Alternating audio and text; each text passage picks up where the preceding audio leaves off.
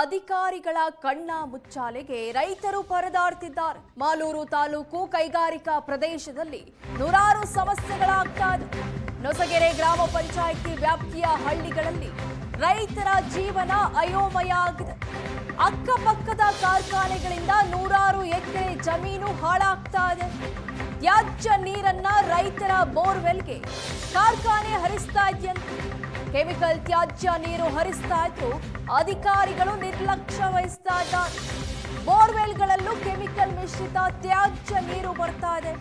ಹಾಕಿರುವ ಬೆಳೆ ಬರದೆ ಕೈ ಚೆಲ್ಲಿ ಕುಳಿತಿದ್ದಾರೆ ನೂರಾರು ರೈತರು. ಎಕರೆಯಲ್ಲಿ ಬೆಳೆ ಕೈ ಹಿಡಿಯದೆ ಭಾರಿ ನಷ್ಟ ಎದುರಾಗಿದೆ.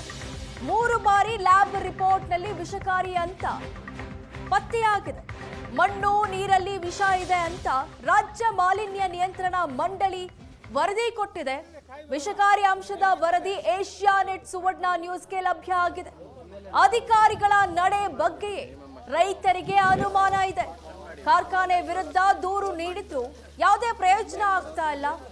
ಆತ್ಮಹತ್ಯೆಯೊಂದೇ ನಮಗೆ ದಾರಿ ಅಂತ ಅನ್ನದಾತರು ಕಣ್ಣೀರಿಡ್ತಾ ಇದ್ದಾರೆ. ಸುತ್ತಮುತ್ತಲಿನ ಕಾರ್ಖಾನೆಯ ನೀರು ನಮ್ಮ ಬೋರ್ವೆಲ್ಗಳಿಗೆ ಬರ್ತಾ ಇದೆ.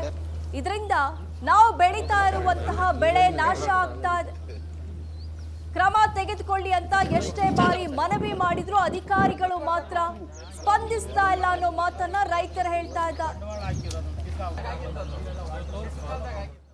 ಅಲ್ಲ, ನಮ್ಮ ರೈತರು ಹಿಂಗಾಗಿದ್ರೆ ನಾವು ನೇಣು ಹಾಕ್ಯಂದ್ರೆ ಇನ್ನೇನು ಮಾಡ್ಬೇಕು ಸರ್?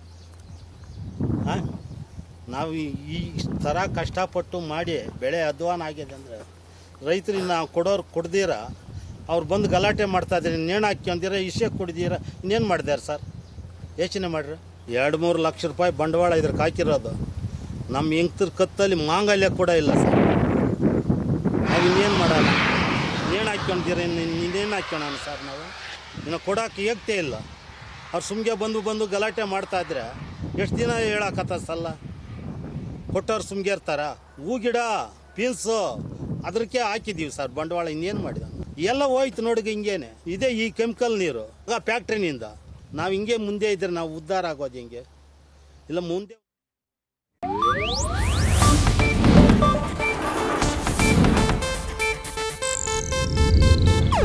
ಇದು ಏಷ್ಯಾನೆಟ್ ನ್ಯೂಸ್ ನೆಟ್ವರ್ಕ್ ಪ್ರಸ್ತುತಿ.